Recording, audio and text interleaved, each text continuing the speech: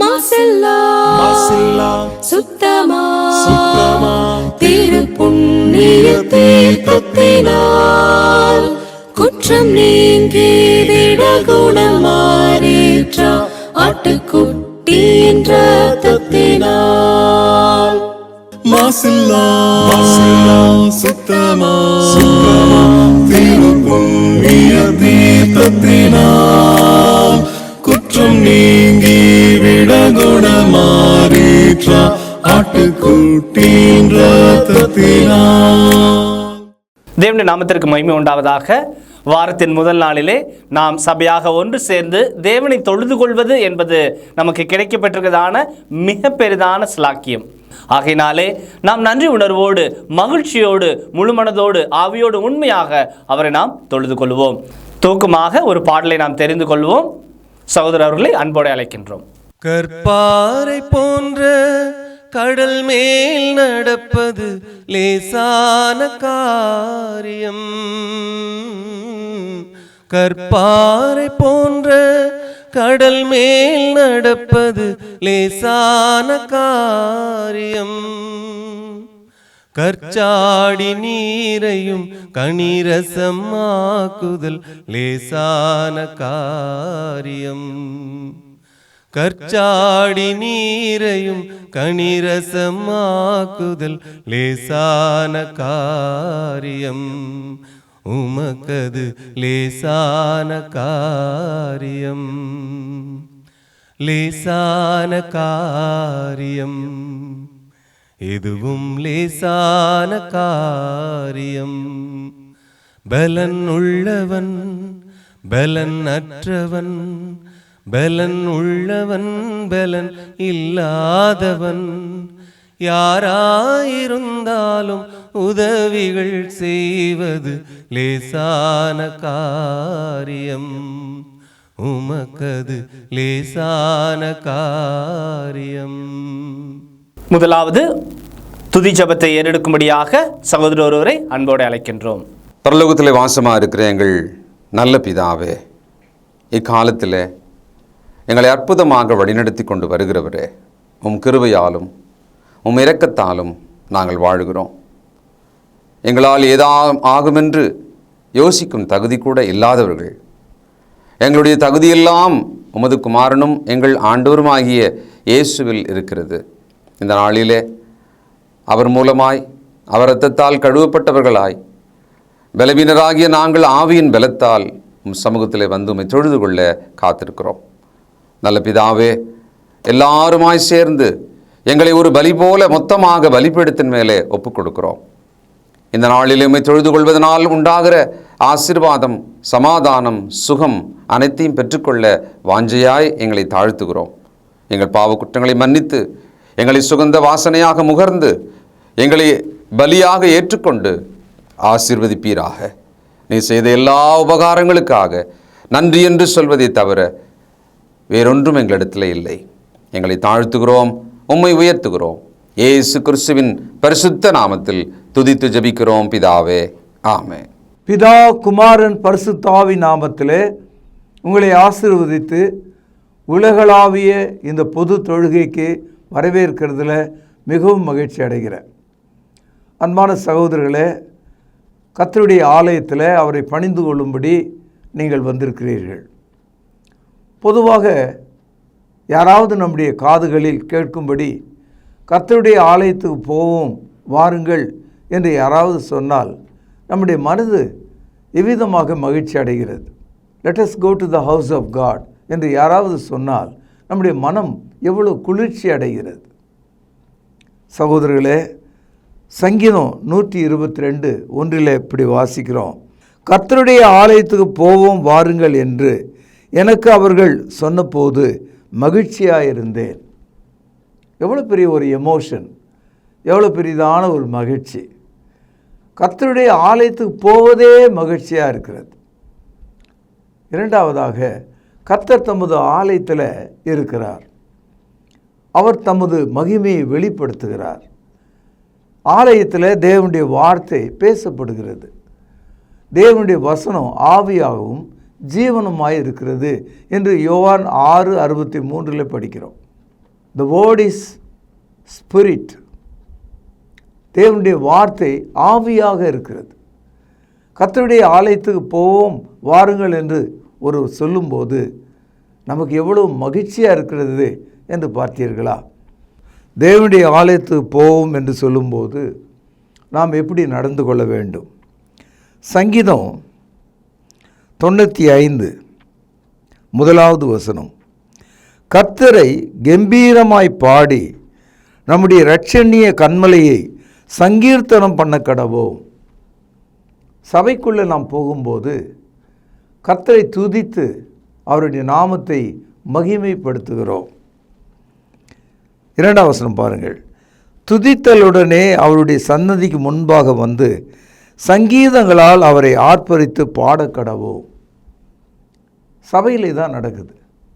இதுக்காக தான் சபைக்கு போகும்படி நாம் ஆவலாக காத்திருக்கிறோம்.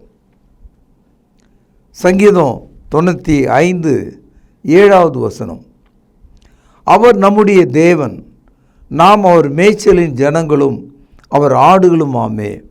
ஒரு மேய்ப்பனுக்கும் ஆட்டுக்கும் இடையில் எவ்வளோ அன்பான ஒரு உறவு இருக்கிறதோ அவ்விதமாக நமக்கும் தேவனுக்கும் இடையில் நாம் ஆடுகளாகவும் அவர் மேய்ப்பராகவும் இருக்கிறார். உலகத்தில் எந்த ஒரு மதத்திலும் சொல்லப்படாத ஆரோக்கியமான ஒரு உபதேசமாக இது இருக்கிறது. தேவன் என் மேய்ப்பராக இருக்கிறார், நான் அவருடைய கையின் கீழ் இருக்கும் ஆடாய் இருக்கிறேன். சங்கீதம் 23:1 படிக்கிறோம், கர்த்தர் என் மேய்ப்பராக இருக்கிறார், நான் ஒன்றுக்கும் அஞ்சேன். ஏனென்றால் என் மேய்ப்பர் என்னோடு இருக்கிறார்.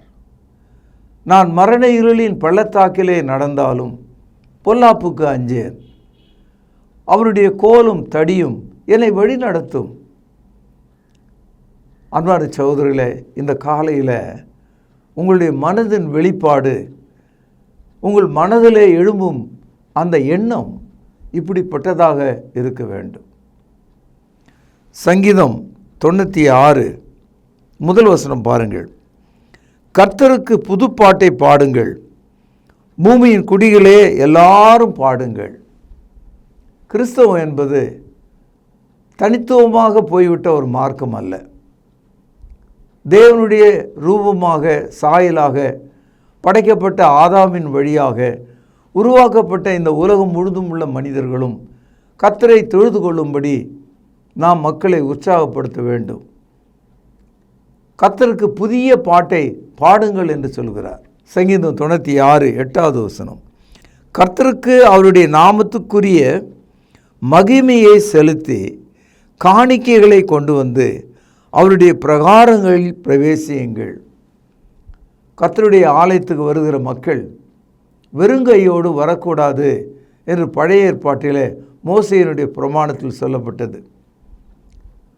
தேவனுடைய சமூகத்தில் வெறுங்கையோடு நீ போக வேண்டாம்.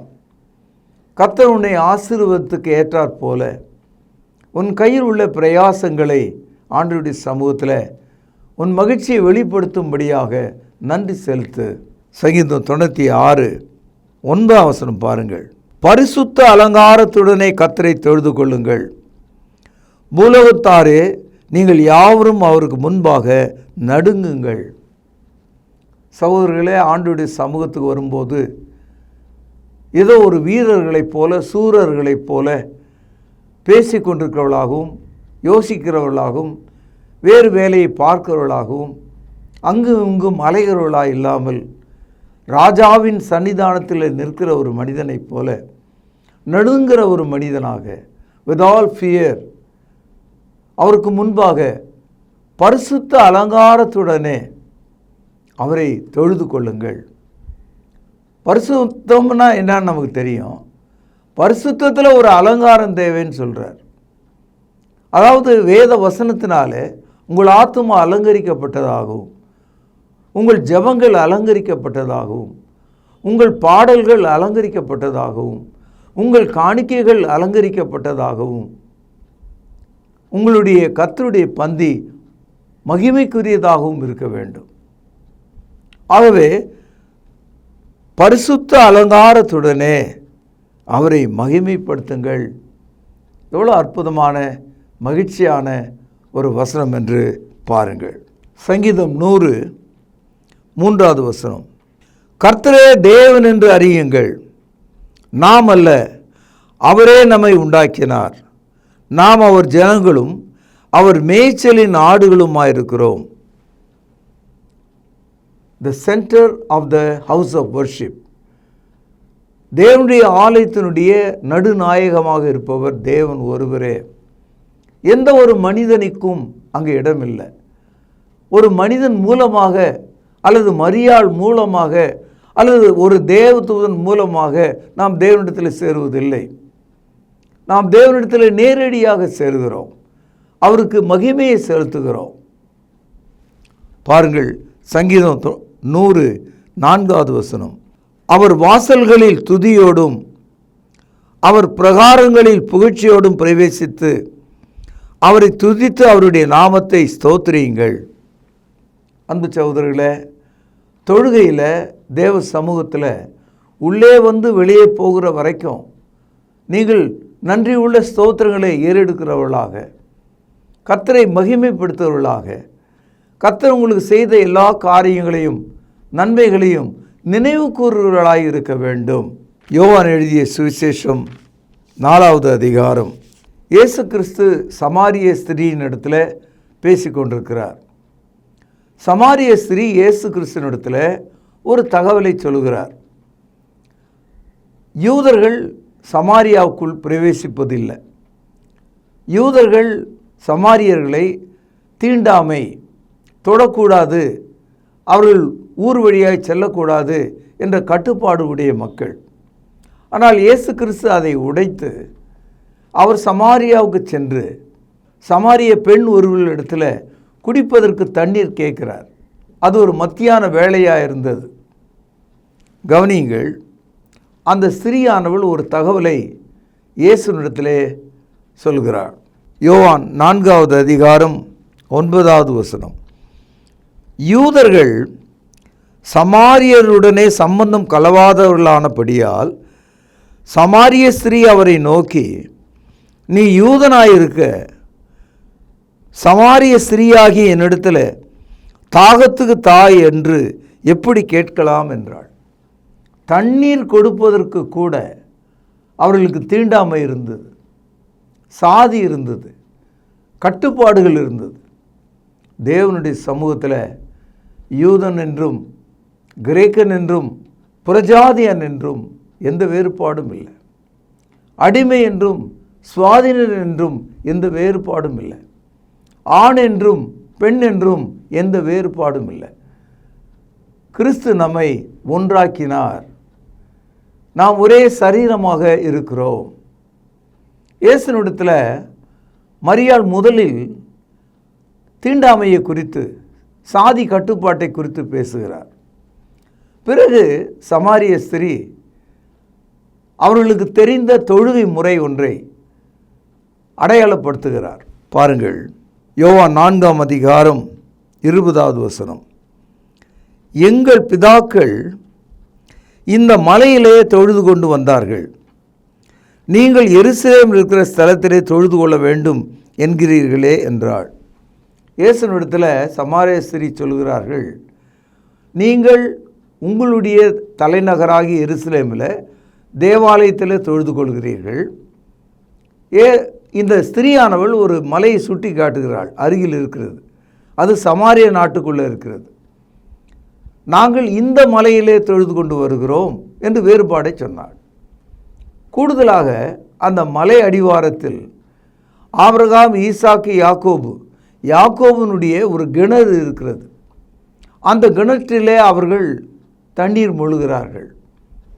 பாருங்கள், யோவான் 4ஆம் அதிகாரம் 12வது வசனம். இந்த கிணற்றை எங்களுக்கு தந்த நம்முடைய பிதாவாகிய யாக்கோபை பார்க்கிலும் நீர் பெரியவரோ, அவரும் அவர் பிள்ளைகளும் அவர் மிருக ஜீவன்களும் இதிலே குடித்தது உண்டே என்றாள். அதாவது அந்த சமாரிய ஸ்திரீ அவள் தன்னுடைய தொழுகையை, அவள் யாரை வணங்குகிறாள், எங்கே போய் தொழுகை செய்கிறாள் என்ற அந்த கருத்தை இந்த இடத்துல விவரமாக சொல்கிறாங்க. என்ன சொல்கிறாங்க? யாக்கோபின் கிணற்றிலே தண்ணீர் கொள்கிறோம், இந்த மலையிலே நாங்கள் தொழுது கொள்கிறோம் என்று சொன்னார்கள். அதுபோல் தான் இன்றைக்கி உலகத்திற்கு ஒவ்வொருவரும் அவரவருடைய வழியில் அவரவருடைய மதத்தின் கீழே அவர்கள் நடந்து கொண்டிருக்கிறார்கள். இயேசு கிறிஸ்து இவை அனைத்தும் தவறு, நீங்கள் தொழுது கொள்ள வேண்டிய இடம் வேறே. பாருங்கள், யோவான் 4:22 இயேசு என்ன சொல்கிறான்னு பாருங்கள். 22ஆம் வசனம், நீங்கள் அறியாததை தொழுது கொள்கிறீர்கள். அப்போது தொழுகை என்று வந்து விடும்போது, கர்த்தரை மகிமைப்படுத்துவது என்று வந்து விடும்போது நம்முடைய விருப்பத்தின்படி நாம் செய்ய முடியாது. சமாரிய பெண் என்ன சொல்கிறார்? யாக்கோபு கிணற்றண்டை இருக்கிற மலையிலே நாங்கள் தொழுது கொள்கிறோம். we worship God on this mountain என்று சொன்னார். ஏசு சொல்கிறார், நீ அறியாததை செய்கிறாய், உனக்கு தெரியாது இந்த விஷயம். இன்றைக்கி உங்களை பார்த்து நீங்கள் போகிற இடங்களும் நீங்கள் பழகுகிற இடங்களும் உங்களுடைய சமுதாயமும் தெருவுக்கு தெரு, ஊருக்கு ஊர், மலைக்கு மலை என்றெல்லாம் ஆலயங்களை கட்டி பணிகிறார்களே, கிறிஸ்துவனுடைய வார்த்தையின்படி அது அறியாதது. இட் வாஸ் அன் இக்னரண்ட், தெரியாமல் நீங்கள் செய்கிறீர்கள் என்று சொல்கிறார்.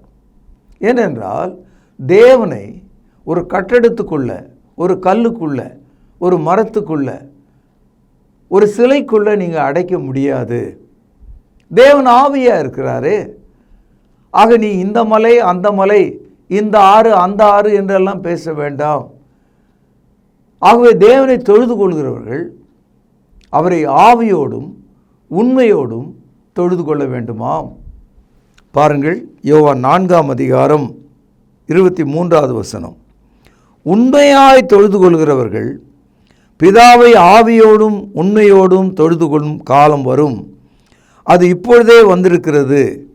தம்மை தொழுது கொள்கிறவர்கள், கவனிங்க, இப்படிப்பட்டவர்களாக இருக்க வேண்டும் என்று பிதாவானவர் விரும்புகிறார். தேவன் ஆவியாக இருக்கிறார். அவரை தொழுது கொள்கிறவர்கள் ஆவியோடும் உண்மையோடும் அவரை தொழுது கொள்ள வேண்டும்.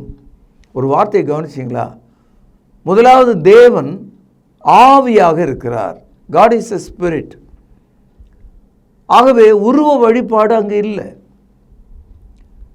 இரண்டாவதாக, ஆவியின் தொழுகையை குறிக்கும் வார்த்தை ஒன்று பிராஸ்குனியோ என்று கிரேக்க மொழியில் இருக்கிறது. அதற்கு தொழுகை என்று பொருள். சகோதரர்களே, நாம் இன்றைக்கு ஆராதனை என்ற சொல்லை பயன்படுத்துகிறோம். ஆராதனைனா ஒரு மலையை தொழுவது, ஒரு மரத்தண்டை முழுகுவது, ஒரு சிலையை வணங்குவது, ஒரு தீபத்தை ஏற்றி வைத்து அதை பார்ப்பது. தொழுகையில் யாரும் இல்லை, தொழுகையில் திசையும் இல்லை, எல்லாம் ஆவிக்குரியதாக இருக்கிறது. there is no object before you. பழைய ஏற்பாட்டு காலத்தில் யூதர்கள் தொழுது கொண்ட முறையில் அந்த கூடாரம் 3 பிரிவாக இருந்தது. பிரகாரம், பரிசுத்த ஸ்தலம், மகா பரிசுத்த ஸ்தலம். ஆக பிரகாரத்தில் பலிகளை செலுத்தி அவளுடைய அப்பங்களையும் காணிக்கைகளையும் பரிசுத்த ஸ்தலத்தில் கொண்டு வந்து மகா பரிசுத்த ஸ்தலத்தில் உள்ள தேவனை ஆசாரிகள் மூலமாக பழைய ஏற்பாட்டு கால இஸ்ரவேலர்களும் யூதர்களும் தொழுது கொண்டார்கள். ஆனால் இயேசு கிறிஸ்து வந்தபோது தொழுகையை அவர் மாற்றுகிறார். ஏனென்றால் தேவன் ஆவியாக இருக்கிறார். தொழுது கொள்கிற ஒவ்வொருவனும் ஆசாரியனை போல நீங்கள் தேவ சமூகத்தில் சேரலாம். உங்கள் இருதயத்தை ஒரு பலியாக ஆண்டவருடைய சமூகத்தில் கொண்டு வரலாம். சகோதரர்களே, புதிய ஏற்பாடு முழுவதும் நீங்கள் படித்து பார்ப்பீர்களானால் இந்த தொழுகை என்ற வார்த்தை 36 முறை வருகிறது. ஆனால் இன்றைக்கு பொதுவாக ஆலயத்துக்கு போகிறவர்கள், சபைக்கு போகிறவர்கள், அங்கே அவர்கள் பேசுகிற ஒரு வார்த்தை இங்கிலீஷில் சர்வீஸ். நாம் ஒரு நிகழ்ச்சி நிரலுக்குள்ளே போகலை, தொழுகைக்காக போகிறோம். இந்த சர்வீஸ் என்ற வார்த்தையை தமிழில் சொல்லும்போது ஆராதனை என்று எல்லா பிரிவு கிறிஸ்தவ மக்களும் சொல்கிறாங்க. ஆனால் புதிய ஏற்பாட்டில் ஆராதனை வழக்கம் இல்லை. புதிய ஏற்பாட்டில் தொழுகை வழக்கம்தான் இருக்குது. 36 முறை ஓங்கி ஒலிக்கிறது. அதனால் என் அன்பு சகோதரர்களே, தேவனுடைய சமூகத்தில் வாருங்கள், அவருடைய சமூகத்தில் துதியோடு வாருங்கள், காணிக்கைகளோடு வாருங்கள், உங்கள் இருதயத்தை ஆண்டவருடைய சமூகத்தில் ஒப்புவியுங்கள். தேவன் ஆவியாக இருக்கிறார். அவரை தொழுது கொள்கிறவர்கள் அவரை ஆவியோடும் உண்மையோடும் தொழுது கொள்ள வேண்டுமாம். வெளிப்படுத்தல் 4:8. அந்த 4 ஜீவன்களிலும் ஒவ்வொன்றும் அவ்வாறு சிறகுகள் உள்ளவைகளும் சுற்றிலும் உள்ளேயும் கண்களால் நிறைந்தவைகளுமாயிருந்தன.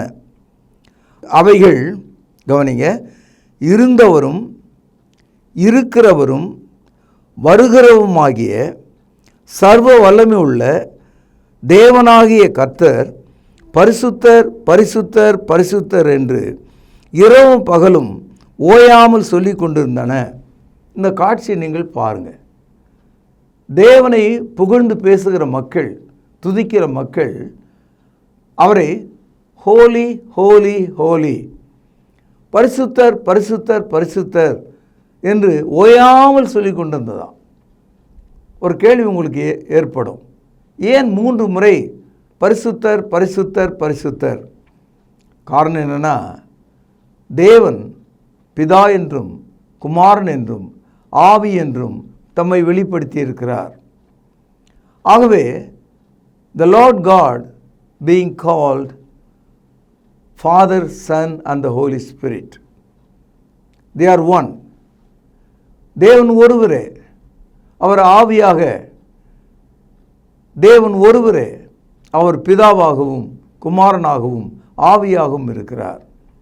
ஆகவே கர்த்தர் பரிசுத்தர் பரிசுத்தர் பரிசுத்தர் என்று முழங்குவதை நாம் பார்க்கிறோம். இப்பொழுது 10வது வசனம்.